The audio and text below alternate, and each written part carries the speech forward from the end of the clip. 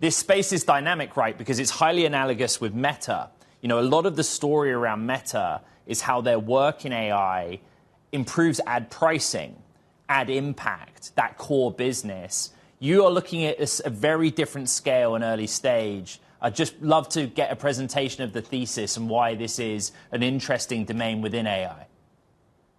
Yeah, thank you, Ed, and Caroline as well for having me on. So we are excited to announce the coming out of stealth of Kontext this morning, their $10 million seed round to really become the largest and most well-funded generative AI ad platform out there.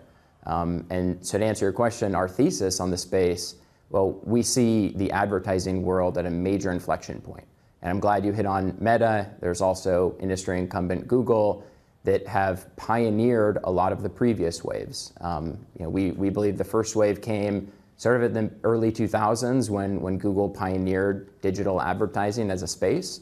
Then shortly thereafter, a second wave came in the 2010s where social media platforms led by Meta attracted new eyeballs, new audiences online, and ad inventory exploded online.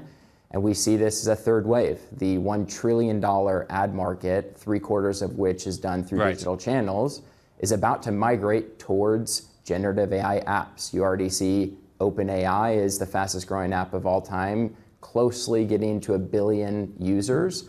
And it's not just them, they're just the most well-known. You have a lot of other generative AI entertainment apps that are attracting audiences where Kontext is going to target them.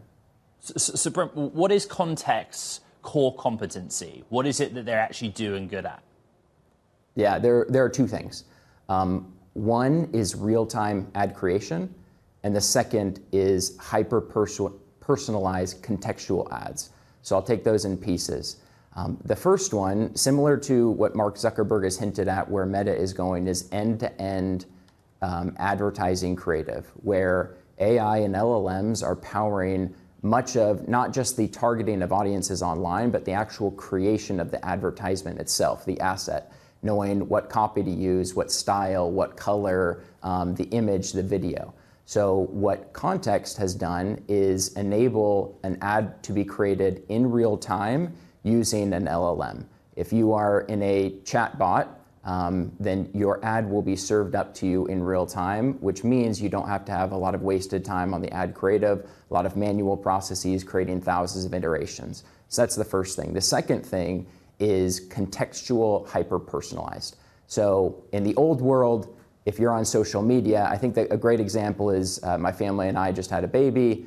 Any of your viewers know that the months leading up to a baby, the months following a baby, you are targeted ad nauseum by the social media platforms because that is when you're most likely to purchase baby goods.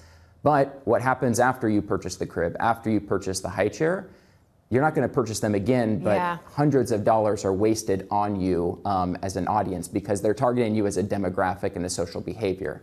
Take that as what Kontext is doing is very different. They are targeting advertisements based on your real-time queries into the LLM. So if you are chatting through a chatbot, telling it what you're interested in, an advertisement will be created in real time based on exactly what you're asking. I kind of want to go to the regulatory or unnerving part of this. Because we're almost trusting these chatbots more than, say, the social media side of things. How do I know the chatbot's not steering me during my questions? How do I ensure that basically I'm not suddenly finding the conversation being bent a certain direction because it wants me, A, hooked in it, so we're worried about addiction process again, or indeed forcing me to then bend my will to end up buying something that perhaps I didn't need? How are we going to regulate that? Yeah, that's a great question. And I think the advertising industry, because we're at this inflection point, will have to face a lot of those questions. Right now, you see what happened with social media platforms in the past. Consumers are always hesitant to go on ad platforms like Meta or Instagram and just be served up ad after ad after ad. But then they become much better, and influencers started talking about things that you wanted to buy, and a lot of advertisers and online merchants rely on some of these ads to power their businesses, to stay in business. I think the advertisements in AI will have to follow the same suit. You have to be able to trust that the publisher or the chatbot isn't trying to steer you in the wrong direction. That will lead to unnecessary churn. That's the last thing that Kontext wants for their publishing customers. They want to create seamless environments where you're having a regular chat.